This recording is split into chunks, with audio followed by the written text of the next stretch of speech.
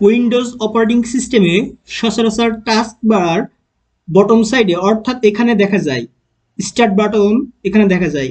অনেক সময়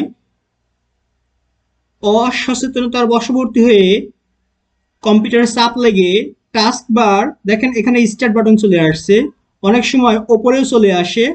অর্থাৎ বটম সাইডের টাস্ক বারটা ঘুরে রাইট সাইডে অথবা আপার সাইডে চলে আসে। এই সমস্যা কিভাবে সমাধান করা যায় আমরা এখন দেখব।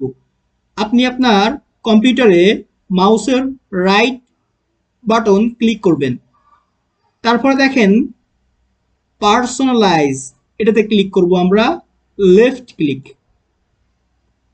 এখানে আছে দেখেন টাস্ক বার, এটাতে যাব আমরা, টাস্ক বার ক্লিক করব।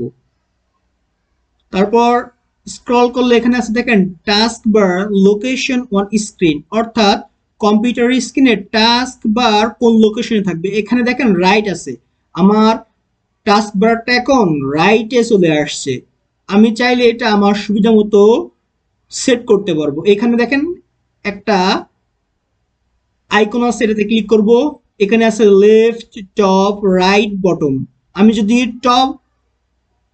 টপে দিই তাহলে দেখেন টাস্ক বার আমার উপরে চলে আসছে, দেখেন স্টার্ট বাটন এখানে চলে আসছে। সচরাচর ডিফল্ট সেটিং হিসেবে এটা বটমে থাকে, আমি এটা বটমেই রাখবো। বটমে ক্লিক করলাম, দেখেন টাস্ক বার বটমে চলে আসছে।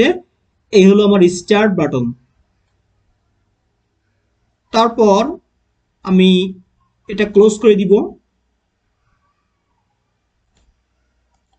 টাস্ক বার রিলেটেড প্রবলেম আমাদের সলভ হয়ে গেছে।